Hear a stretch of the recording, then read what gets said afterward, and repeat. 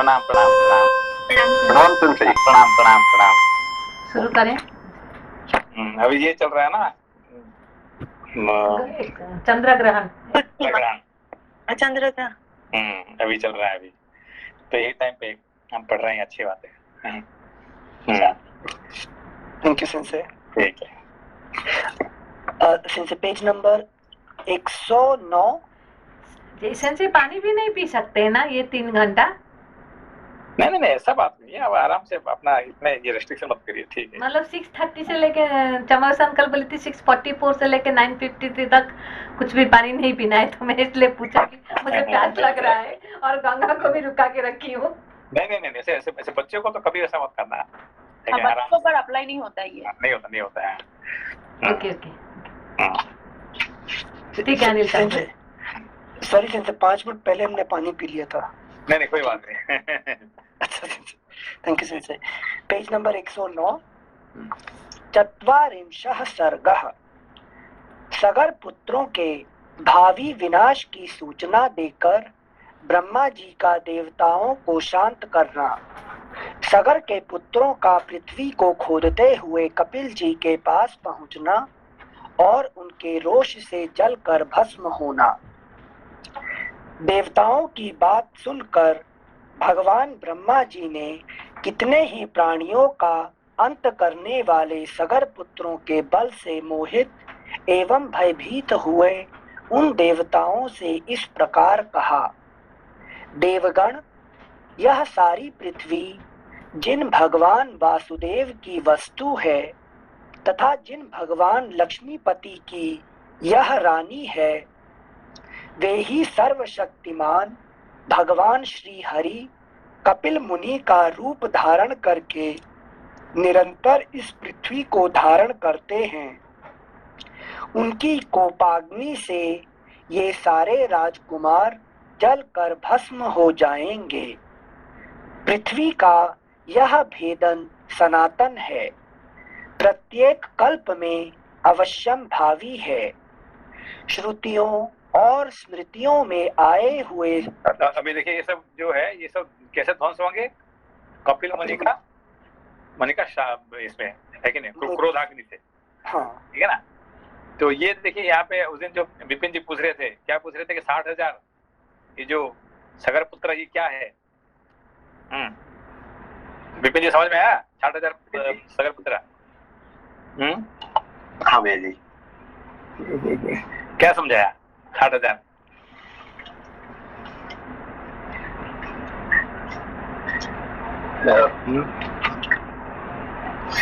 अभी देखिए ये पे लोपा जी क्या क्या समझे 60,000 सगर पुत्र?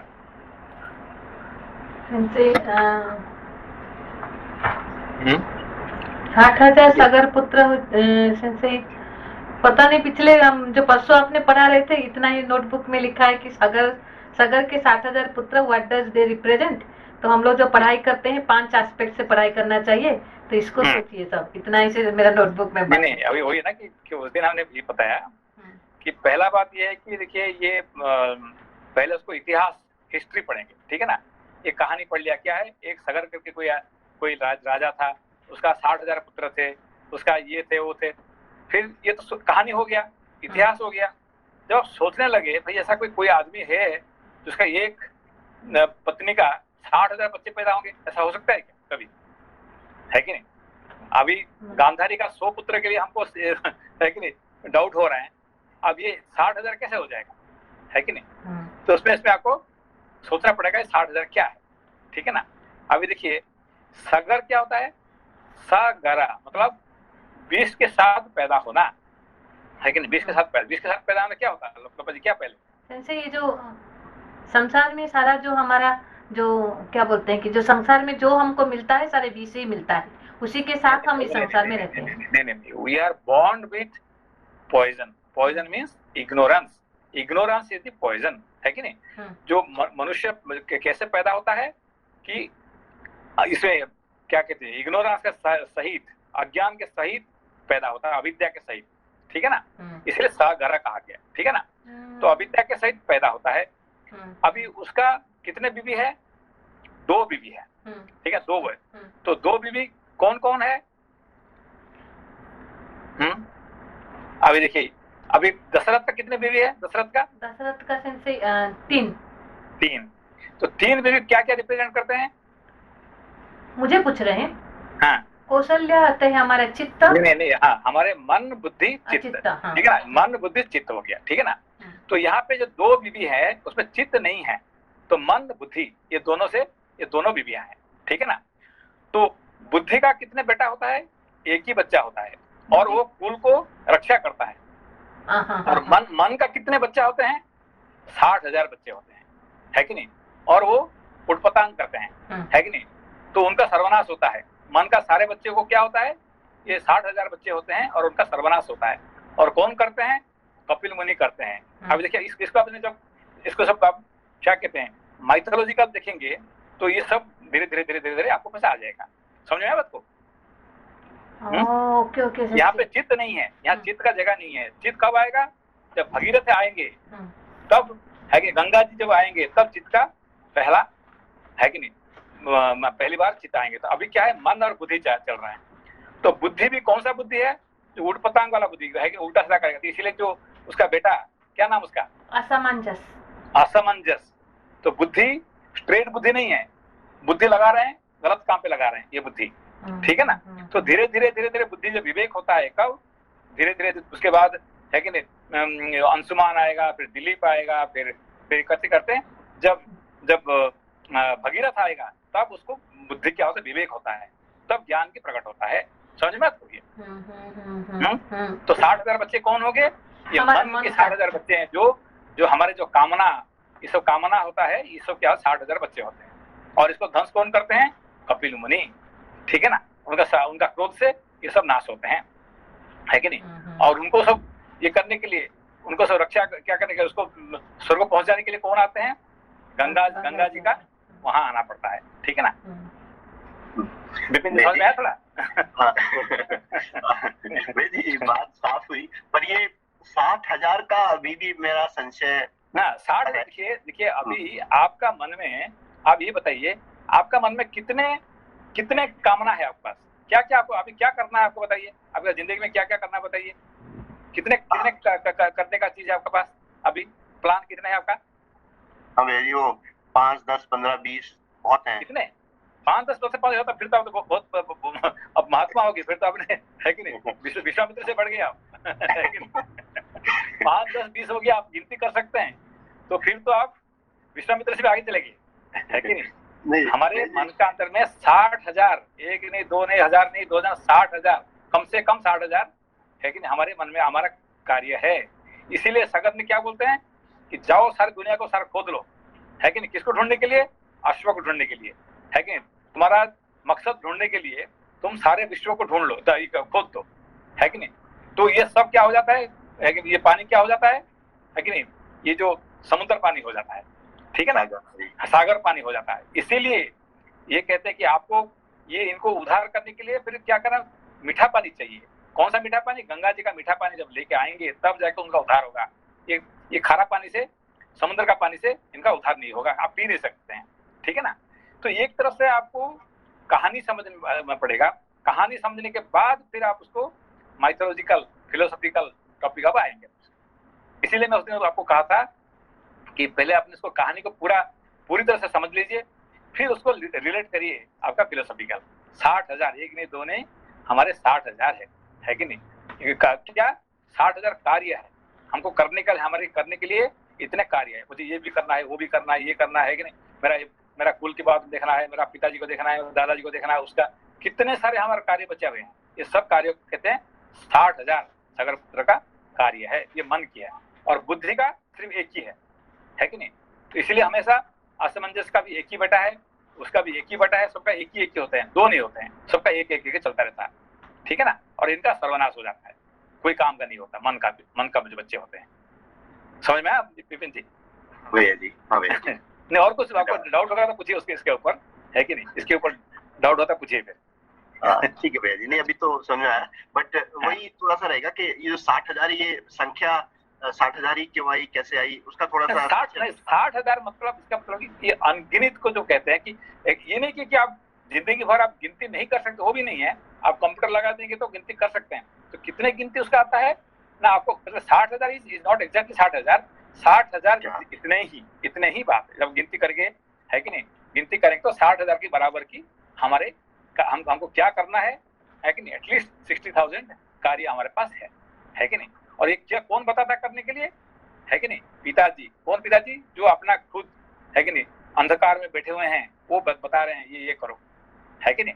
तो एक बार वापस आ गए, ये सब घूम फिर के वापस आ गए, फिर पिताजी बोले जब तक तुम उसको अस्त्रों को नहीं ढूंढेगे तब तक वापस मत आना, मेरा घर में दोबारा नहीं आना जब तक तुम घोड़े को नहीं ढूंढोगे, है कि नहीं। तो वे जाते हैं और सब ध्वंस होके कोई नहीं वापस नहीं आता है कि नहीं। ये 60,000 का कहानी है। अच्छा भैया जी, अभी निवारण हुआ इसका, अभी समझ आया अच्छे से। सर नमस्कार। नमस्कार नमस्कार। गांधारी के 100 पुत्र हैं, उनको भी ऐसे काउंट करेंगे? हाँ, गांधारी का जो 100 पुत्र होते हैं ऐसे ही, क्योंकि ये इनका फर्क क्या होता है, गांधारी का जो है वो सब मेन एक नंबर कौन होता है? दुर्योधन। दुर्योधन कौन होता है? अहंकार, है कि नहीं, अहंकार का रूप, है कि नहीं। तो अहंकार से जो भी रिलेटेड होता है सब दू होता है, सब क्या बुरे, उसका नाम क्या है? बुरे, है कि नहीं। कोई पिता माता उसका बच्चे का नाम बुरा नहीं देते, दू नहीं देते हैं एक्चुअली, है कि दू कहते हैं, दू कभी नहीं लगाते हैं, है कि नहीं।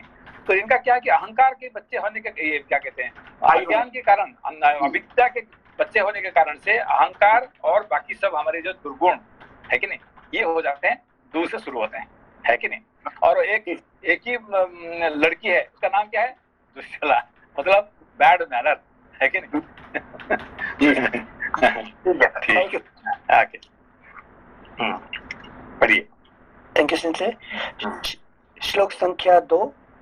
देवगण, यह सारी पृथ्वी जिन भगवान वासुदेव की वस्तु है तथा जिन भगवान लक्ष्मीपति की यह रानी है, वे ही सर्वशक्तिमान भगवान श्री हरि कपिल मुनि का रूप धारण करके निरंतर इस पृथ्वी को धारण करते हैं।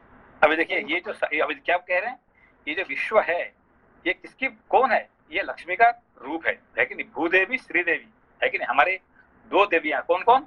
भूदेवी श्रीदेवी। भूमि माता को भूदेवी कहते हैं और जो चलने वाली चलती लक्ष्मी है उसको श्रीदेवी कहते हैं, ठीक है ना। जो पैसा होते हैं, है कि नहीं, जो दो प्रकार, मालूम है ना, भूदेवी श्रीदेवी। अनिल जी, सिंसे भूदेवी जो गजलक्ष्मी बोलते हैं, जो स्थिर रहती है। नहीं, भूदेवी मतलब भूमि, जो आपका जो पृथ्वी, आपका घर हिलता नहीं है, जमीन हिलता नहीं है कि नहीं। तो भू जो जमीन के साथ जो जुड़े होते हैं उसको भूदेवी कहते हैं, ठीक है ना। और श्रीदेवी क्या, कौन है? जो चलते मनी, जो धन चलता होते हैं, आपका जो खाना खाने का आइटम होते हैं, आप क्या करते हैं, इधर उधर कर सकते हैं, तो वो श्रीदेवी हो जाते हैं, ठीक है ना। तो लक्ष्मी का ये दो प्रकार के रूप होते हैं, स्थिर लक्ष्मी, चंचल लक्ष्मी, है कि नहीं। ऐसा भागता रहता है। नमस्ते संजय। नमस्ते नमस्ते। सर जी समझ में नहीं है, भूदेवी मतलब जो सिर्फ रहते हैं, मतलब चंचल लक्ष्मी तो समझ में आ गया कि पैसा आता है जाता है, बट स्थिर लक्ष्मी मतलब उनका क्या सिग्निफिकेंस है? स्थिर लक्ष्मी मतलब जो हिलता नहीं है, जो हिलता नहीं है, एक जगह पे ही, है कि नहीं। जैसे कि आपका घर है, आपका जो घर हो गया जमीन के साथ जुड़ा हो गया ना, आप एक घर को अपने यहाँ से वहां उठा के ले जा सकते हैं क्या? आपका जो घर है इसको बदल सकते हैं क्या? मतलब घर को नहीं उठा के नहीं ले सकते हैं, ठीक है ना। आपका जमीन को चेंज कर सकते हैं क्या? नहीं, चेंज नहीं कर सकते हैं, ठीक है ना।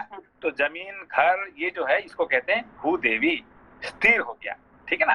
चंचल क्या होता है? जिसको आप उठा के इधर उधर कर सकते हैं। अब गाड़ी को क्या कर सकते हैं? यहाँ से यहाँ ले सकते हैं, है कि नहीं। पैसा, सोना, चांदी, ये सब क्या कर सकते हैं? आप बदल सकते हैं, जगह बदल सकते हैं, ठीक है ना। तो वो कहते हैं चंचल, उसको जो है घुमाते हैं, है कि नहीं। तो इसके लिए उसको चंचल लक्ष्मी कहते हैं, ठीक है। सिंसे और एक सवाल था, धन्यवाद सिंसे। सिंसे अभी वो जो दशरथ जी की तीन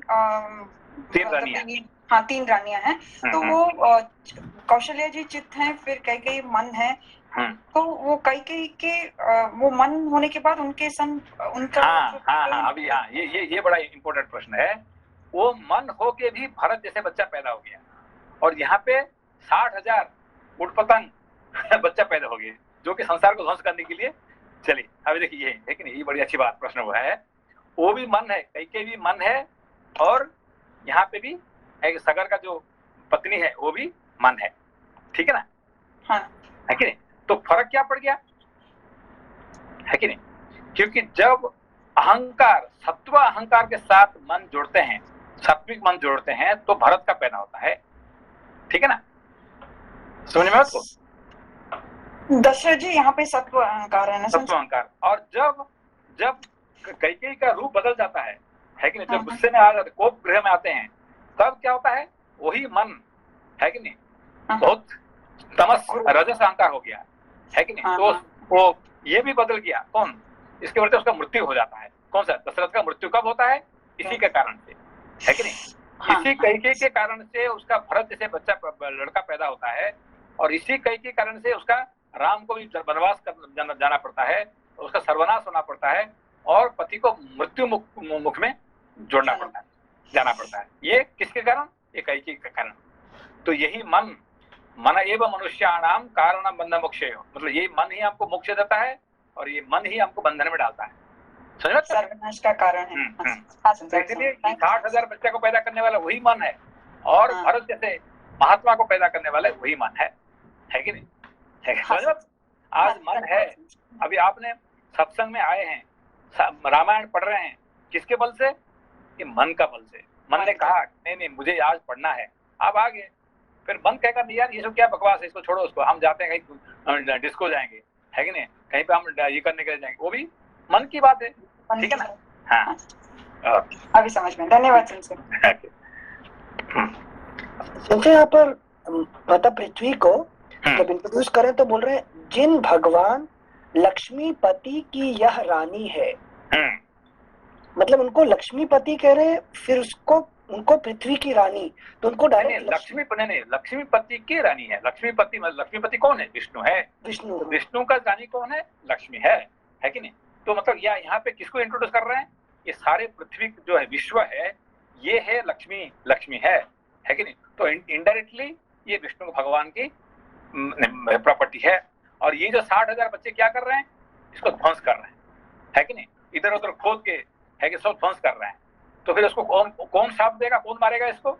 वही खुद लक्ष्मीपति। लक्ष्मीपति मारेंगे, क्योंकि लक्ष्मी को ध्वंस कर रहे हैं, इसलिए लक्ष्मी को आना पड़ेगा, लक्ष्मीपति को आना पड़ेगा। लक्ष्मीपति कौन यहाँ पे? कौन है? कपिल मुनि। ये कपिल मुनि का रूप से आते हैं और उसको मारेंगे, उसको, है कि नहीं? है कि नहीं? Thank you सिंचे। वे ही सर्वशक्तिमान भगवान श्री हरि कपिल मुनि का रूप धारण करके निरंतर इस पृथ्वी को धारण करते हैं।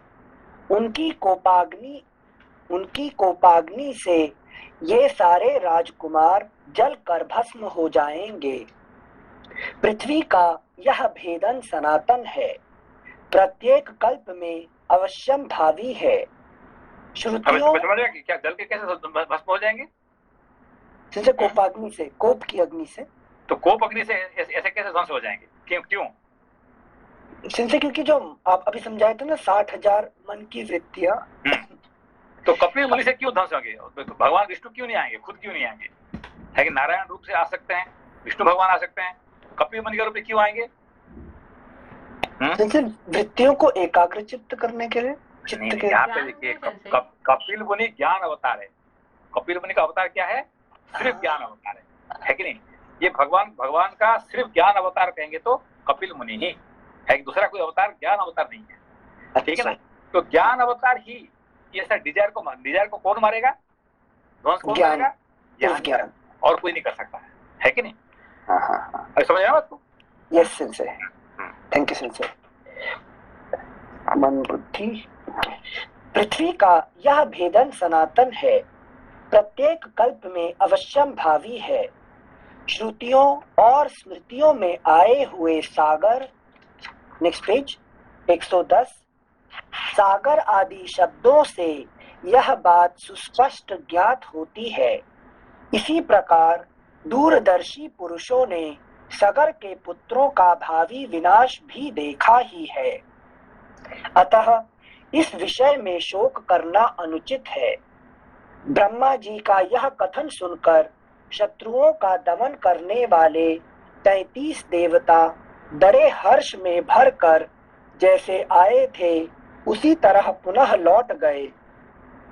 सगर पुत्रों के हाथ से जब पृथ्वी खोदी जा रही थी उस समय उससे वज्रपात के समान बड़ा भयंकर शब्द होता था। मनीष जी है क्या? मनीष जी है? सोनाली जी। अच्छा ठीक है जी सेंसे जी। तो ये जो 33 देवता कौन है? सेंसे 33 देवताओं में जो है 8 तो वसु आते हैं और 2 Ashwini Kumar and 11 are Rudras. 11 plus 12 12 Aditya भी आते हैं ना? हाँ 12 आदित्य। और ये सब क्या रिप्रेजेंट करते हैं? इसको कहते हैं हम क्या कहते हैं? 33 कोटि देवता, क्या बोलते हैं हम उसको? 33 कोटि। 33 कोटि देवता। 33 कोटि देवता मतलब क्या होता है?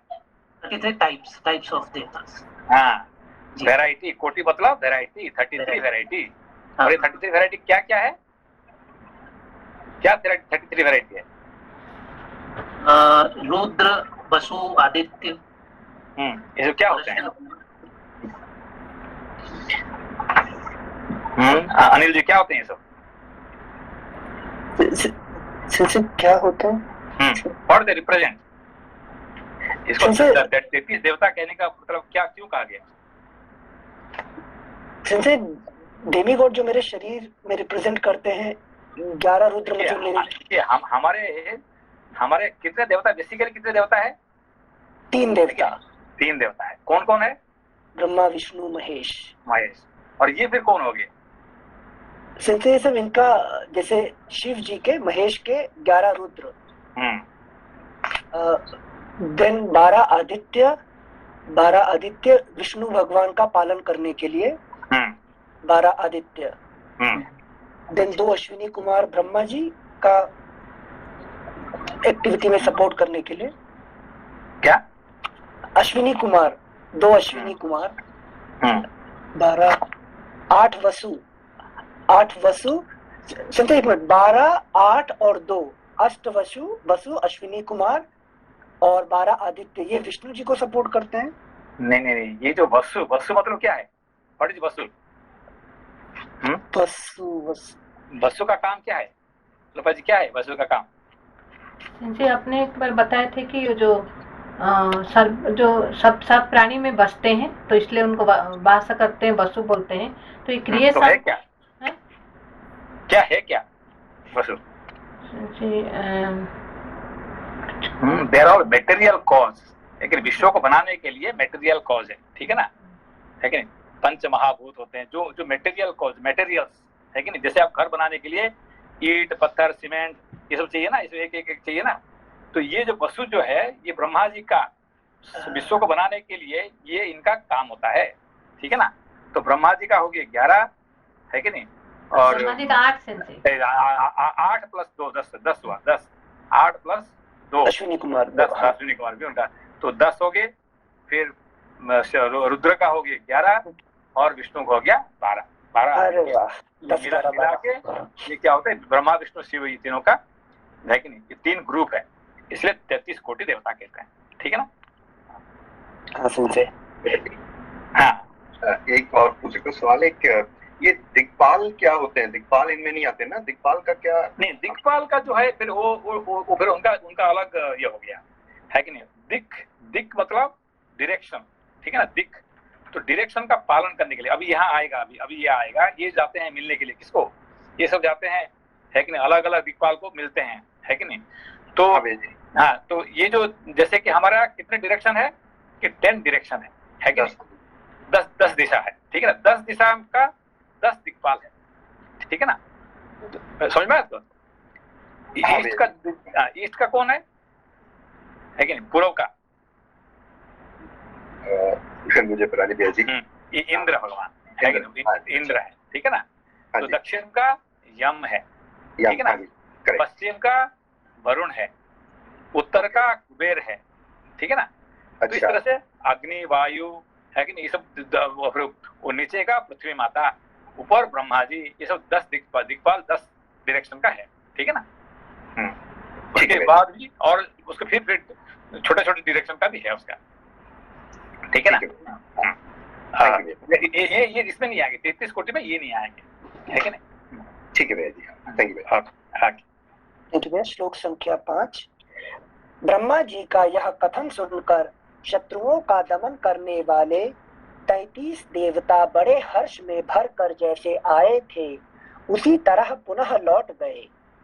सगर पुत्रों के हाथ से जब पृथ्वी खोदी जा रही थी उस समय उससे वज्रपात के समान बड़ा भयंकर शब्द होता था। जैसे 1 मिनट यहाँ आगे जाने से अभी सगर पुत्र अभी कौन खोद रहा है? अभी पृथ्वी खोद रहे हैं ना सिंसे? नहीं, अभी कौन खोद रहा है? अभी रिसेंटली ये जो नॉर्थ कोरिया का जो है, क्या नाम उसका, नॉर्थ कोरिया का जो प्रेसिडेंट है, वो क्या करता है, खुदना शुरू करता है, उसमें बम मारता है उसको इज एंजॉयिंग, है कि नहीं। एक बम क्या करता है, मारता रहता है, खुद रहे हैं उसको, है कि नहीं। समझ गए?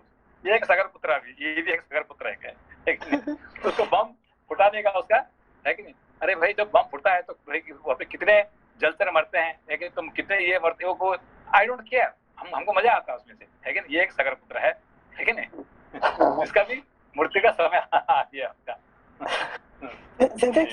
श्लोक संख्या 4 में पिछले पेज में वहां लिखा है पृथ्वी का यह भेदन सनातन है, प्रत्येक कल्प में अवश्यम भावी है। मतलब इस हिसाब से देखा जाए तो श्रुति और स्मृति के हिसाब से सगर पुत्र वही कर्म कर रहे हैं जो अवश्यम भावी है। हाँ, मतलब उनका संसार को ध्वंस करने के लिए, मतलब क्या कहते हैं, नष्ट करने के लिए। ऑफकोर्स ध्वंस नहीं कर सकते हैं अभी ये चाहता है तो ये क्या, ये नॉर्थ कोरिया का जो क्या है उसका नाम, किम जोंग क्या वो क्या ध्वंस कर सकता है? क्या कर नहीं कर सकता। अगर 2-4 बम फुटा के और कुछ जलचर को, कुछ प्राणियों को, कुछ लोगों को जरूर मारेगा, है कि नहीं। तो उसके फिर कपिल भगवान आके उसको मारेंगे, यही चलता रहता है। ठीक है संजय, थैंक यू संजय। श्लोक संख्या 6। सगर पुत्रों के हाथ से जब पृथ्वी खोदी जा रही थी उस समय उससे वज्रपात के समान बड़ा भयंकर शब्द होता था। इस तरह सारी पृथ्वी खोदकर तथा उसकी परिक्रमा करके वे सभी सगर पुत्र पिता के पास खाली हाथ लौट आए और बोले, पिताजी, हमने सारी पृथ्वी छान डाली, देवता, दानव, राक्षस, पिशाच और नाग आदि बड़े बड़े बलवान प्राणियों को मार डाला, फिर भी हमें ना तो कहीं घोड़ा दिखाई दिया और ना घोड़े का चुराने वाला ही। आपका भला हो, अब हम क्या करें? इस विषय में आप ही कोई उपाय सोचिए। अब देखो वापस आके पिताजी को ऐसे कह रहे हैं कि हम क्या ढूंढे, नहीं मिला, अभी क्या करें। अभी देखो पिताजी का क्या एडवाइस देखिए। श्लोक संख्या 10। रघुनंदन, पुत्रों का यह वचन सुनकर राजाओं में श्रेष्ठ सगर ने उनसे कुपित होकर कहा, जाओ फिर से सारी पृथ्वी खोदो और इसे विदीर्ण करके घोड़े के चोर का पता लगाओ। चोर तक पहुंचकर काम पूरा होने पर ही लौटना। और देखा अभी गलती बाप का है कि बेटे का है? पूरा बाप का सेंस है कि नहीं। उसने उसको है कि नहीं, उसने सगर पैजन से पैदा हुआ है कि नहीं, पैजन लेके पैदा हुआ है, इसीलिए वो बच्चों को ऐसे ज्ञान दे रहे हैं, है कि नहीं। जाओ तुम, जब तक वापस नहीं आना, जब तक तुम घोड़े को नहीं लाओगे, है कि नहीं, ये मेरा आदेश है। Thank you sir. श्लोक संख्या 12।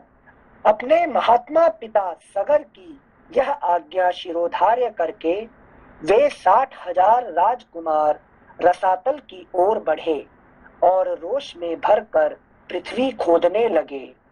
उस खुदाई के समय ही उन्हें एक पर्वताकार दिग्गज दिखाई दिया जिसका नाम विरूपाक्ष है।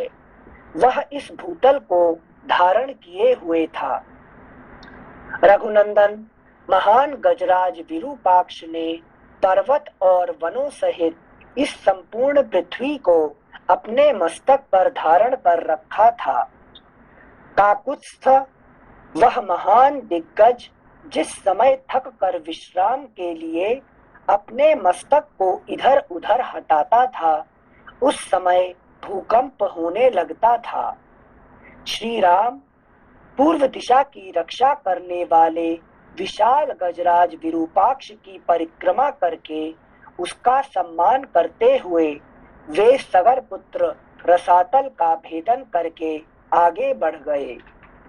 पूर्व दिशा का भेदन करने के पश्चात वे पुनः दक्षिण दिशा की भूमि को खोदने लगे।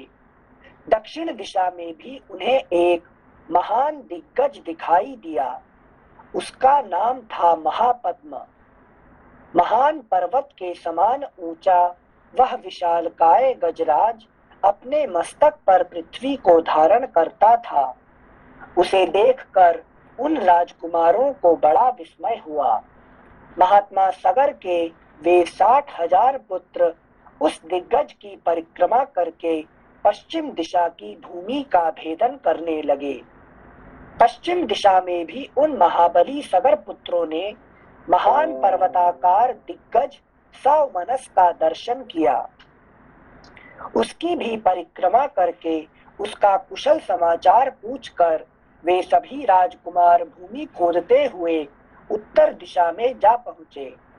रघुश्रेष्ठ उत्तर दिशा में उन्हें हिम के समान श्वेत भद्र, नेक्स्ट पेज 111, श्वेत भद्र नामक दिग्गज दिखाई दिया, जो अपने कल्याणमय शरीर से इस पृथ्वी को धारण किए हुए था। उसका कुशल समाचार पूछकर राजा सगर के वे सभी 60,000 पुत्र उसकी परिक्रमा करने के पश्चात भूमि खोदने के काम में जुट गए। तदनंतर सुविख्यात पूर्वोत्तर दिशा में जाकर उन सगर कुमारों ने एक साथ होकर रोष पूर्वक पृथ्वी को खोदना आरंभ किया। इस बार उन सभी महामना, महाबली एवं भयानक वेगशाली राजकुमारों ने वहां सनातन वासुदेव स्वरूप भगवान कपिल को देखा। राजा सगर के यज्ञ का वह घोड़ा भी भगवान कपिल के पास ही चल रहा था। रघुनंदन उसे देखकर उन सबको अनुपम हर्ष प्राप्त हुआ। जो घोड़ा जिसको ढूंढ रहे थे, है कि नहीं, ये क्या है? ये जो क्या कहते हैं, आनंद है। जो आनंद किसका पास है? ज्ञान के पास है कि नहीं? ज्ञान के पास आनंद है, ठीक है ना। तो कपिल मुनि ज्ञान के अवतार है, और ये जो घोड़ा जो जिसको ढूंढ रहे थे, ये किसके पास है? ये होते हैं ज्ञान के पास है, ठीक है ना। तो कर्म में ये सब क्या किसमें लगे हुए हैं? 60,000 ये कर्म में लगे हुए हैं, है कि नहीं। कर्म में आनंद नहीं है, ज्ञान में है। मगर इनका तो दिमाग में बैठा हुआ कि मैं कर्म करके भाई काम नहीं करोगे तो पैसा कहाँ से आएगा, और पैसा नहीं आएगा तो आनंद कैसे आएगा। हमारा मन में क्या बैठा हुआ है कि आपको खुशी कैसे मिलेगा? पैसा होने से। और पैसा कैसे मिलेगा? तो कर्म करोगे, कर्म करो, पैसा बनाओ, फिर आप आनंद करो, है कि नहीं। तो जिंदगी भर दौड़ते दौड़ते दौड़ते कर्म कितने भी करो, आपको आनंद मिलेगा क्या? है कि नहीं। नहीं, आनंद सिर्फ एक ही जगह मिलेगा, ये है ज्ञान की। ये यहाँ पे ये कहते हैं, ठीक है ना। मगर ये कर्म करते करते करते ऐसे सब ध्वंस हो जाएंगे, कभी आनंद नहीं मिलेगा, ठीक है ना। जैसे यहाँ कर्म ज्ञान के पास जाके ध्वंस हो रहा है, जो सगर पुत्र है सारे जो। हाँ, क्योंकि वहां जाके, है कि नहीं, हाँ। जो हम जो कर्म में हमारा मन का अंदर क्या है कि हम कर्म करेंगे तो खुशी मिलेगा। How will be happy? By action, है कि नहीं। कर्म करने से, है कि नहीं, हम कुछ मिलेगा हमको, फिर उससे हम खुशी मिलेगी, खुशी होंगे। तो जिंदगी भर कर्म करने से क्या आपको खुशी मिलेगा क्या? नहीं मिलेगा, है कि नहीं। खुशी सिर्फ एक ही जगह मिलेगा, सिर्फ ज्ञान के साथ, है कि नहीं। ये यहाँ पे कपिल मुनि ज्ञान के अवतार, है कि नहीं। उनका पास घोड़ा है, घोड़ा और किसी का पास नहीं है कि नहीं। और इनको वो घोड़ा नहीं मिलने वाला है कि नहीं। अच्छा अच्छा अच्छा। वो है ना संजय, कर्म परिसमाप्यते, क्या ज्ञान के पास जाके। अच्छा अच्छा, थैंक यू संजय। श्लोक संख्या 24। तदनंतर सुविख्यात पूर्वोत्तर दिशा में जाकर उन सगर कुमारों ने एक साथ होकर रोष पूर्वक पृथ्वी को खोदना आरंभ किया। इस बार उन सभी महामना, महाबली एवं भयानक वेगशाली राजकुमारों ने वहां सनातन वासुदेव स्वरूप भगवान कपिल को देखा। राजा सगर के यज्ञ का वह घोड़ा भी भगवान कपिल के पास ही चल रहा था। अभी देखो, उन्होंने देखा, एक्चुअली उन्होंने गए और देखा भी है कि भाई इनका पास है। किसका पास है? कपिल मुनि का पास है। तो देखा तो उनको पैर पड़ के, भाई हमको दे देना, हमको दीजिए। वो तो दे देंगे ना। अब उन्होंने क्या किया, भाई ये चोर है कि नहीं, हमारा घोड़ा को उसने चोरी करके लेके आया, इसको मारो उसको, है कि नहीं, ये ढोंग कर रहा है, ये कि नहीं, ये क्या करता है, तपस में ध्यान में बैठा हुआ है, हमको चोरी करता है, इसको मारो उसको, है कि नहीं, क्योंकि हम 60,000 है, हम बलवान है, और ये तो सिर्फ एक बुढ़ा है, उसको मार दो उसको, है कि नहीं। अब पता नहीं ये बुढ़े का कितने पावर है कि नहीं, सबको जला देता है कि नहीं। Thank you Sanjay. श्लोक संख्या 26। राजा सगर के यज्ञ का वह घोड़ा भी भगवान कपिल के पास ही चल रहा था। रघुनंदन उसे देखकर उन सबको अनुपम हर्ष प्राप्त हुआ। भगवान कपिल को अपने यज्ञ में विघ्न डालने वाला जानकर उनकी आंखें क्रोध से लाल हो गई। उन्होंने अपने हाथों में खंती, हल और नाना प्रकार के वृक्ष एवं पत्थरों के टुकड़े ले रखे थे। वे अत्यंत रोष में भरकर उनकी ओर दौड़े और बोले, अरे खड़ा रहे, तू ही हमारे यज्ञ के घोड़े को यहाँ चुरा लाया है। दुर्बुद्धे, अब हम आ गए, तू समझ ले, हम महाराज सगर के पुत्र हैं। रघुनंदन उनकी बात सुनकर भगवान कपिल को बड़ा रोष हुआ और उस रोष के आवेश में ही उनके मुंह से एक हुंकार निकल पड़ा। श्री राम उस हुंकार के साथ ही उन अनंत प्रभावशाली महात्मा कपिल ने उन सभी सगर पुत्रों को जलाकर राख का ढेर कर दिया। इस प्रकार श्री वाल्मीकि निर्मित आर्ष रामायण आदि काव्य के बाल कांड में 40वां सर्ग। एक 44 सर्ग। एक मिनट, यहाँ जो हुंकार निकला और भस्म कर दिया, यही ज्ञान अग्नि को बोलते हैं, जो ज्ञान अग्नि को ये ज्ञान अग्नि सर्वकर्माणि भस्मसात् कुरुते तथा, ये गीता जो आता है ना, ज्ञान का अग्नि क्या करता है, सारे कर्म को भस्म कर देता है। ठीक है ना। अब यही ज्ञान अग्नि कौन है? कपिल मुनि, जो ज्ञान अग्नि, इसको सब कर्म को, कर्म कौन है? 60,000 सगर पुत्र है कर्म, इनको सब ध्वंस कर देते हैं। अच्छा। तो इनसे मन की जो 60,000 वृत्तियां हैं, फिर वो एकाग्रचित्त हो जाती है। नहीं, यहाँ पे वृत्तियां जो है ना, ये कौन सा वृत्तियां है? कर्म करने के लिए जो वृत्ति है, एक्चुअली एक वृत्ति तो बहुत होता है हमारे, अनगिनत वृत्ति होता है। 60,000 क्या है? काम में, इसमें आपको कर्म करने का निश्चित करा हुआ है। अब ये देखिए यहाँ पे है, ये डिजायर जो होता है ना, कितने हैं? अनगिनत। यू 60,000 नहीं कह सकते हैं, ये 60 लाख भी नहीं है, 7 करोड़ भी नहीं है, ये तो पूरा अनगिनत है। लेकिन ये 60,000 नहीं है, 7 करोड़ भी कम हो गया। मगर 60,000 क्या है कि जिसको मैंने ये करूंगा वो करूंगा। आप जिंदगी में रोज क्या कहते हैं कि मैं, है कि नहीं, मैं बहुत बड़ा कंपनी बनाऊंगा, मैं इतने पैसा बनाऊंगा, मैं घर बना दूंगा, मैं ये गाड़ी खरीद लूंगा, ये मुझे ये जिसको ऐसा कपड़ा खरीद लूंगा, है कि आपका मन का अंदर में जो करने का जो निश्चित हो चुका है कि जिंदगी भर, इसका गिनती है 60,000, है कि ये कर्म करने का निश्चित वृत्ति, लेकिन ये कर रहे हैं, ये खोद रहे हैं। ये डिजायर नहीं है, लेकिन ये वासना है, जिसमें ऑलरेडी कर्म करने का ये आ चुका है कि निश्चित बुद्धि आ चुका है। ठीक है ना? Got it. हाँ से 60,000 ओके। 60,000, ठीक है ना? Thank you sensei. Okay, next 41 सर्ग। सगर की आज्ञा से अंशुमान का रसातल में जाकर घोड़े को ले आना और अपने चाचाओं के निधन का समाचार सुनाना। रघुनंदन पुत्रों को गए बहुत दिन हो गए। ऐसा जानकर राजा सगर ने अपने पौत्र अंशुमान से जो अपने तेज से देदीप्यमान हो रहा था, इस प्रकार कहा। अभी देखिए ये सगर का जो पुत्र जो है, कौन सा पुत्र? ये मन का जो पुत्र है 60,000, इनका तो कहानी खत्म, ठीक है ना। अब जो मेन कौन सा है कि पहला बेटा कौन है? अंशुमान से? नहीं, अंशुमान नहीं है, असमंजस है कि नहीं? असमंजस पहला बेटा है, उसका बेटा कौन है? अंशुमान। हाँ, अंशुमान का बेटा कौन है? दिलीप का बेटा कौन है? भगीरथ। ये जो 4 है, ये आपको अभी ये आपको ध्यान करने का आपका टाइम आ गया है कि नहीं। इसका तो खत्म हो गया, कहानी अभी खत्म है कि भाई वो ध्वंस हो गए, इनका कहानी खत्म। अभी ज्यादा बात करके फायदा नहीं है, 60,000 गए, फॉरगेट है कि नहीं। अब ये 4 का प्रति आप ध्यान लगाइए। कौन कौन? दोबारा बोलिए। हाँ, असमंजस, दूसरा नंबर अंशुमान, तीसरा दिलीप, और चौथा है भगीरथ, है कि नहीं। ये बुद्धि का धीरे धीरे करके जो क्या करता है, विवेक होने का, है कि नहीं।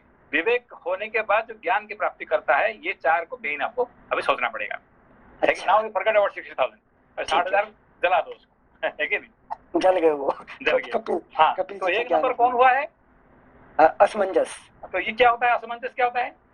जिनसे कंफ्यूज है, अभी भी असमंजस में पड़े हुए हैं। टोटल कंफ्यूजिंग, अभी जो टोटल कंफ्यूजिंग वृत्ति जो बुद्धि का आता है कि नहीं। ये करो, वो करो, अच्छा ये this is good, that is good, अब इसको मारो, उसको ये करो, कुछ ना कुछ जो है कि नहीं। ये वो मन नहीं है, मन की वृत्ति नहीं है, बुद्धि का वृत्ति है, तो भी इट इज नॉट स्टेडी वृत्ति नहीं है। इसको कहते हैं असमंजस, स्टेडी वृत्ति नहीं है, ठीक है ना। जो तो अंशुमान तो मतलब क्या? थोड़ा थोड़ा या आ गया, रास्ता पे आ गया, थोड़ा स्टेडीनेस आ गया, ठीक है ना। तो फिर दिलीप क्या कि नहीं, कर्म करने मतलब धर्म करने के लिए उसका पूरा वृत्ति पूरा स्टडी हो गया, है कि नहीं। और ये जो विवेक वृत्ति हो गया कौन सा जगह पे?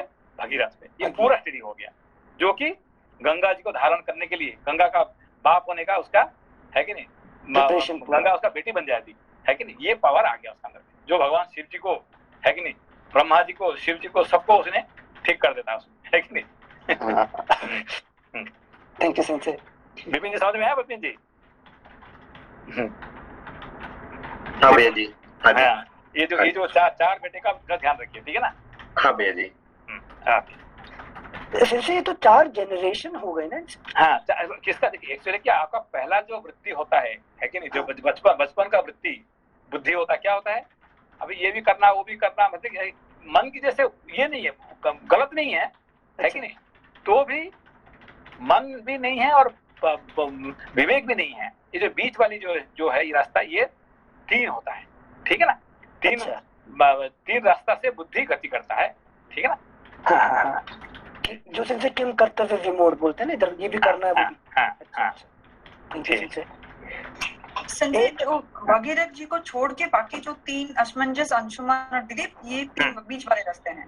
हाँ, ये सबसे जो नीच बुद्धि होता है, ये होता है असमंजस, है कि नहीं, है कि नहीं। मेरे पास बुद्धि है, आई कैन डू एनीथिंग, है कि नहीं। मेरे पास बुद्धि है, आई कैन डू एनीथिंग, है कि नहीं। तुमको मार भी सकता हूँ, तुमको ये भी कर सकता हूँ, किसी को मैंने, तो I am king, I can do anything. तो ये जो बुद्धि वृत्ति है, ये होता है असमंजस, है कि नहीं।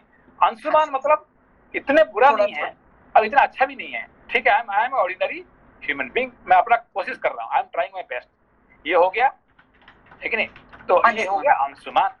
और दिलीप क्या हो गया कि पूरा धर्म में, yes I know what I have to do, मेरा ये कार्य है, मुझे ये कर्तव्य है, आई विल डू परफेक्टली कर्तव्य कौन करता है कि दिलीप। मगर ज्ञान परिपक्व नहीं हुआ है, विवेक नहीं हुआ है। और पक्का विवेक होता है कब?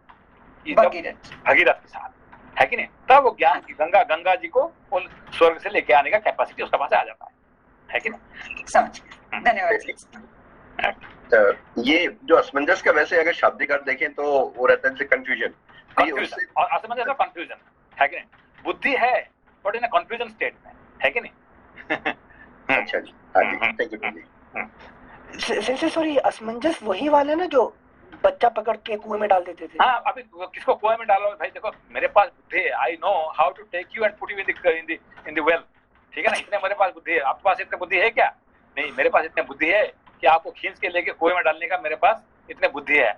अरे भाई बुद्धि है तो कुछ और अच्छी काम करो, है कि बच्चे को लेकर कुएं में डालने का बुद्धि क्या करना है इसमें, है कि ये असमंजस जो उल्टा सीधा बुद्धि है कि नहीं, ये बुद्धि से अंशुमान में एक एकाग्रता बुद्धि, थोड़ा एक मतलब साधारण बुद्धि आ जाता है और इसमें परफेक्ट ज्ञान मतलब ये धर्म बुद्धि आ जाता है। इसलिए धार्मिक होते कौन? दिलीप। ठीक है।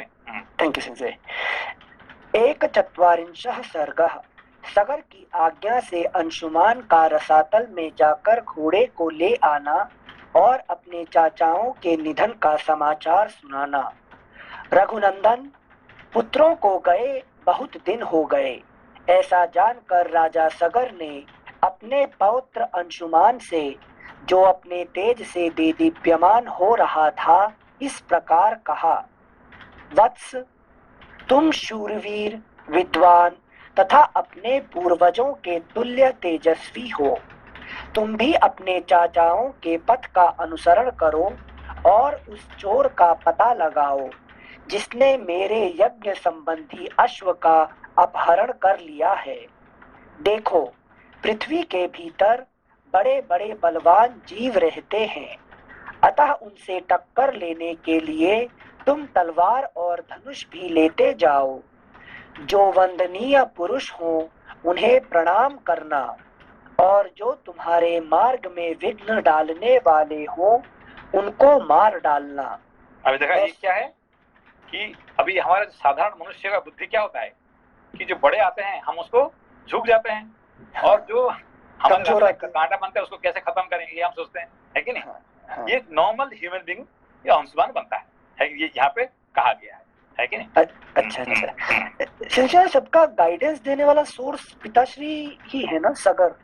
हाँ, सगर अभी ये सगर अभी ये काम कर रहे हैं, ठीक है ना? अच्छा हाँ ठीक है, थैंक यू संशय। आगे क्या होता है जब भगीरथ आ जाएंगे ये घर खत्म हो जाएगा, बीज खत्म हो जाता है कि नहीं? अच्छा तब जाके उसका पैदा होता है, किसका? है कि नहीं? दिलीप आ जाएंगे, दिलीप कब आएंगे? ये जो घर खत्म हो जाता है कि नहीं? अच्छा थैंक यू संशय। अभी घर है इसीलिए अभी भी थोड़ा उल्टा सीधा ज्ञान बुद्धि है उसके पास, है कि नहीं? ठीक है संशय। एक प्रश्न और है, जैसे ये अभी गर बोले तो विष, राइट? सगर सागर, तो सागर में फिर विष होता है क्या? इसीलिए क्या मंथन करके जब मंथन से विष निकला था, ये उससे भी कुछ संदर्भ है क्या इसका? अभी देखिए सागर में विष अभी कौन सा है? ये जो नमक है, जो नमक है, अभी सागर का पानी तो भरा हुआ है और वो पानी हम पी सकते हैं क्या? कोई काम में लगा सकते हैं क्या? हाँ जी, नहीं लगा सकते। ये समुद्र का पानी कोई काम में नहीं लगा सकते हैं, क्यों? उसका अंदर विष है कि नहीं? जो नमकीना है ये क्या है कि ये पानी को विषैला कर दिया, इसको कोई काम का नहीं है कि नहीं? भाई water everywhere, not a drop to drink, है कि नहीं? वो कहता है कि है कि नहीं? वो समुद्र में नाव लेके वो चला है और बीच समुद्र में उसको क्या करता है, प्यासा होता है, पानी खत्म हो जाता है कि नहीं? वो क्या कह रहे हैं कि water everywhere, not a drop to drink, है कि नहीं? ये पूरा पानी से भरपूर है कि नहीं? मैं पानी का ऊपर में हूँ मगर एक बूंद भी नहीं पी सकता हूँ, ठीक है ना? तो ये क्यों? ये बीज से भरा हुआ है कि नहीं? थैंक यू भैया जी। थैंक यू संशय। श्लोक संख्या 4। जो वंदनीय पुरुष हों उन्हें प्रणाम करना और जो तुम्हारे मार्ग में विघ्न डालने वाले हों उनको मार डालना। ऐसा करते हुए सफल मनोरथ होकर लौटो और मेरे इस यज्ञ को पूर्ण कराओ। महात्मा सगर के ऐसा कहने पर शीघ्रता पूर्वक पराक्रम कर दिखाने वाले वीरवर अंशुमान धनुष और तलवार लेकर चल दिया। Next page 112। नरश्रेष्ठ, उसके महामनस्वी चाचाओं ने पृथ्वी के भीतर जो मार्ग बना दिया था उसी पर वह राजा सगर से प्रेरित होकर गया। वहां उसके महामनस्वी चाचाओं ने पृथ्वी के भीतर जो मार्ग बना दिया था उसी पर वह राजा सगर से प्रेरित होकर गया। वहां उस महातेजस्वी वीर ने एक दिग्गज को देखा जिसकी देवता, दानव, राक्षस, पिशाच, पक्षी और नाग सभी पूजा कर रहे थे। उसकी परिक्रमा करके कुशल मंगल पूछकर अंशुमान ने उस दिग्गज से अपने चाचाओं का समाचार तथा अश्व चुराने वाले का पता पूछा। उसका प्रश्न सुनकर परम बुद्धिमान दिग्गज ने इस प्रकार उत्तर दिया, असमंज कुमार, तुम अपना कार्य सिद्ध करके घोड़े सहित शीघ्र लौट आओगे। उसकी यह बात सुनकर अंशुमान ने क्रमशः सभी दिग्गजों से न्यायानुसार उक्त प्रश्न पूछना आरंभ किया। वाक्य के मर्म को समझने तथा बोलने में कुशल उन समस्त दिग्गजों ने अंशुमान का सत्कार किया और यह शुभ कामना प्रकट की कि तुम घोड़े सहित लौट आओगे। उनका यह आशीर्वाद सुनकर अंशुमान शीघ्रता पूर्वक पैर बढ़ाता हुआ उस स्थान पर जा पहुंचा जहां उसके चाचा सगर पुत्र राख के ढेर हुए पड़े थे। उनके वध से असमंज पुत्र अंशुमान को बड़ा दुख हुआ। वह शोक के वशीभूत हो अत्यंत आर्त भाव से फूट फूट कर रोने लगा। दुख शोक में डूबे हुए पुरुष सिंह अंशुमान ने अपने यज्ञ संबंधी अश्व को भी वहां पास ही चरते देखा। महातेजस्वी अंशुमान ने उन राजकुमारों को जलांजलि देने के लिए जल की इच्छा की, किंतु वहां कहीं भी कोई जलाशय नहीं दिखाई दिया। श्री राम तब उसने दूर तक की वस्तुओं को देखने में समर्थ अपनी दृष्टि को फैला कर देखा। उस समय उसे वायु के समान वेगशाली पक्षीराज गरुड़ दिखाई दिए, जो उसके चाचाओं सगर पुत्रों के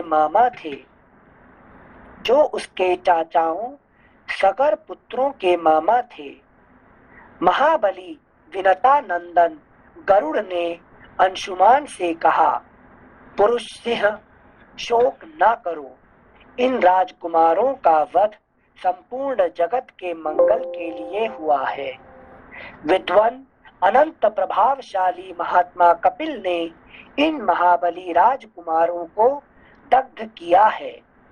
इनके लिए तुम्हें लौकिक जल की अंजलि देना उचित नहीं है। नरश्रेष्ठ, महाबाहो, हिमवान की जो ज्येष्ठ पुत्री गंगा जी है, उन्हीं के जल से अपने इन चाचाओं का तर्पण करो। जिस समय लोक पावनी गंगा राख के ढेर होकर गिरे हुए उन 60,000 राजकुमारों को अपने जल से आप्लावित करेंगी, उसी समय उन सबको स्वर्ग लोक में पहुंचा देंगी। लोक कमनीया गंगा के जल से भीगी हुई यह भस्म राशि इन सबको स्वर्ग लोक में भेज देगी। महाभाग, पुरुष प्रवर, वीर, अब तुम घोड़ा लेकर जाओ और अपने पितामह का यज्ञ पूर्ण करो। गरुड़ की यह बात सुनकर अत्यंत पराक्रमी महातपस्वी अंशुमान घोड़ा लेकर तुरंत लौट आया। घोड़ा किसका पास था? कपिल मुनि के पास। कपिल मुनि का। अभी घोड़ा कौन दे रहे हैं? अभी गरुड़ भगवान। गरुड़ भगवान। क्या संपर्क है कपिल मुनि के साथ? जैसे विष्णु भगवान का वाहन तो गरुड़ भगवान है ना? नहीं, भगवान विष्णु भगवान का वाहन ये। और ये क्यों लेके जाएंगे इसको? क्या कहते, घोड़े को ना कर्मकांड करने के लिए, ठीक है ना, कर्म करने के लिए, है कि नहीं? तो वेद का जो कर्म जो है ये दिए हैं, कपिल जी नहीं दे रहे हैं, है कि नहीं? कपिल मुनि उसको नहीं दे रहे हैं, है कि नहीं? क्योंकि उनको घोड़ा चाहिए, उनको ज्ञान नहीं चाहिए, है कि नहीं? ज्ञान कांड भगीरथ को मिलेगा, ठीक है ना? हाँ, थैंक यू सिंसे। श्लोक संख्या 21। महाभाग, पुरुष प्रवर, वीर, अब तुम घोड़ा लेकर जाओ और अपने पितामह का यज्ञ पूर्ण करो। गरुड़ की यह बात सुनकर अत्यंत पराक्रमी महातपस्वी अंशुमान घोड़ा लेकर तुरंत लौट आया। रघुनंदन यज्ञ में दीक्षित हुए राजा के पास आकर उसने सारा समाचार निवेदन किया और गरुड़ की बताई हुई बात भी कह सुनाई। Next page 113। अंशुमान यहाँ पे कपिल मुनि का एक ही भी बात नहीं है कि नहीं? हाँ, सारे हाँ, बात हाँ, किसका है? गरुड़ के है कि नहीं? हाँ, गरुड़ का वेद का यहाँ पे कर्मकांड का बात जो है, यहाँ क्यों कर्म करने के लिए लेके जा रहे हैं, इसलिए घोड़े को कर रहा है कि कपिल मुनि का ज्ञान की बात एक ही भी नहीं है, ठीक है ना? हाँ सेंसे कपिल मुनि इस टाइम पे गाइडेंस नहीं देते हैं गंगा जी का? नहीं, क्योंकि कपिल मुनि जो है ज्ञान अवतार है कि नहीं? हाँ, ये भगवान के ज्ञान अवतारण के कारण से जो कर्म करना चाहते हैं उनको कोई वो बात नहीं करेंगे, ठीक है? गरुड़ जी उनको बात करेंगे। सेंसे मतलब अगर कर्म में रत रहोगे तो ज्ञान नहीं आएगा। श्लोक संख्या 24। अंशुमान के मुख से यह भयंकर समाचार सुनकर राजा सगर ने कल्पोक्त नियम के अनुसार अपना यज्ञ विधिवत पूर्ण किया। यज्ञ समाप्त करके पृथ्वीपति महाराज सगर अपनी राजधानी को लौट आए। वहां आने पर उन्होंने गंगा जी को ले आने के विषय में बहुत विचार किया, किंतु वे किसी निश्चय पर न पहुंच सके। दीर्घ काल तक विचार करने पर भी उन्हें कोई निश्चित उपाय नहीं सूझा और 30,000 वर्षों तक राज्य करके वे स्वर्ग लोक को चले गए। इस प्रकार श्री वाल्मीकि निर्मित आर्ष रामायण आदि काव्य के बालकांड में 41वां सर्ग, 24 सर्गः, अंशुमान और भगीरथ की तपस्या, ब्रह्मा जी का भगीरथ को अभीष्ट वर देकर गंगा जी को धारण करने के लिए भगवान शंकर को राजी करने के निमित्त प्रयत्न करने की सलाह देना। श्री राम सगर की मृत्यु हो जाने पर प्रजाजनों ने परम धर्मात्मा अंशुमान को राजा बनाने की रुचि प्रकट की। अरे अंशुमान जब ये हो गया, एकाग्रचित हो जाता है तो सागर का मृत्यु हो जाता है कि नहीं? तो उसका मतलब यहाँ पे विष का अज्ञान का खत्म हो जाता है, यज्ञ पूरा हो गया, सागर का मृत्यु हो गया, ठीक है ना? श्लोक संख्या 2। रघुनंदन अंशुमान बड़े प्रतापी राजा हुए। उनके पुत्र का नाम दिलीप था। वह भी एक महान पुरुष था। रघुकुल को आनंदित करने वाले वीर अंशुमान दिलीप को राज्य देकर हिमालय के रमणीय शिखर पर चले गए और वहां अत्यंत कठोर तपस्या करने लगे। महान यशस्वी राजा अंशुमान ने उस तपोवन में जाकर 32,000 वर्षों तक तप किया। तपस्या के धन से संपन्न हुए उस नरेश ने वही शरीर त्याग कर स्वर्गलोक प्राप्त किया। अपने पितामहों के वध का वृत्तांत सुनकर महातेजस्वी दिलीप भी बहुत दुखी रहते थे। अपनी बुद्धि से बहुत सोचने विचारने के बाद भी वे किसी निश्चय पर नहीं पहुंच सके। दुखी रहते थे मगर कुछ नहीं कर पाते थे लेकिन यहाँ पे देखिए बात हो गया है कि नहीं? हम अरे भाई मैं यहाँ पे जन्म हुआ है, मैं ज्ञान प्राप्ति नहीं कर पाया है कि नहीं, मेरा ये नहीं हो पाया, दुखी तो हो रहे हैं और कुछ करो, करने का प्लेस मेरे पास है कि नहीं, मन या बल नहीं पा रहे हैं है कि नहीं? यहाँ पे दिलीप का दुखी हो रहे हैं और कुछ करने के लिए बल नहीं पा रहे हैं है कि नहीं? दिलीप तो धर्म में नहीं, वही धर्म में लग नहीं, वो अंशुमान कर्म में लग गया है, दिलीप धर्म में लग गया है, भगीरथ ज्ञान में लगेंगे, यही पे बात है कि नहीं? Thank you sensei. मतलब ना कर्म ज्ञान में ले जाएगा ना धर्म नहीं लेगा, कर्म नहीं लेगा, धर्म नहीं लेगा, सिर्फ ज्ञान ही है कि नहीं? प्योर ज्ञान भी नहीं, फिर विवेक को फिर शिव जी को लाना पड़ेगा बीच में है कि नहीं? अच्छा श्लोक संख्या 5। अपने पितामहों के वध का वृत्तांत सुनकर महातेजस्वी दिलीप भी बहुत दुखी रहते थे। अपनी बुद्धि से बहुत सोचने विचारने के बाद भी वे किसी निश्चय पर नहीं पहुंच सके। वे सदा इसी चिंता में डूबे रहते थे कि किस प्रकार पृथ्वी पर गंगा जी का उतरना संभव होगा, कैसे गंगा जल द्वारा उन्हें जलांजलि दी जाएगी और किस प्रकार मैं अपने उन पितरों का उद्धार कर सकूंगा। प्रतिदिन इन्हीं सब चिंताओं में पड़े हुए राजा दिलीप को, जो अपने धर्माचरण से बहुत विख्यात थे, भगीरथ नामक एक परम धर्मात्मा पुत्र प्राप्त हुआ। क्योंकि उनका धर्म का पावर से भगीरथ का पैदा होता है। दिलीप का जो धर्म का जो पावर है, इससे भगीरथ का पैदा होता है। Thank you sensei. महातेजस्वी दिलीप ने बहुत से यज्ञों का अनुष्ठान तथा 30,000 वर्षों तक राज्य किया। पुरुष सिंह उन पितरों के उद्धार के विषय में किसी निश्चय को ना पहुंचकर राजा दिलीप रोग से पीड़ित हो मृत्यु को प्राप्त हो गए। पुत्र भगीरथ को राज्य पर अभिषिक्त करके नरश्रेष्ठ राजा दिलीप अपने किए हुए पुण्य कर्म के प्रभाव से इंद्रलोक में गए।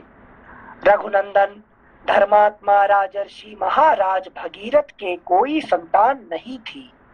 वे संतान प्राप्ति की इच्छा रखते थे, तो भी प्रजा और राज्य की रक्षा का भार मंत्रियों पर रखकर, नेक्स्ट पेज 114, मंत्रियों पर रखकर गंगा जी को पृथ्वी पर उतारने के प्रयत्न में लग गए और गोकर्ण तीर्थ में बड़ी भारी तपस्या करने लगे। अब देखिए, एक तरह से उनका क्या है, ये नहीं है, बच्चे नहीं है कोई, है कि नहीं, आगे राज्य संभालने के लिए कोई बच्चा नहीं है, और खुद भी है कर्म में नहीं लगे हुए हैं, मंत्री को दे दिया, और खुद लगे हुए किसे लगे हुए हैं कि गंगा जी को लाने के चक्कर में लगे हुए हैं यहाँ पे, है कि नहीं। चलिए, ये बड़ा इंटरेस्टिंग टॉपिक है, तो इसलिए फिर कल पढ़ेंगे, हम इसको बंद करते हैं, है कि जल्दी खत्म नहीं करेंगे।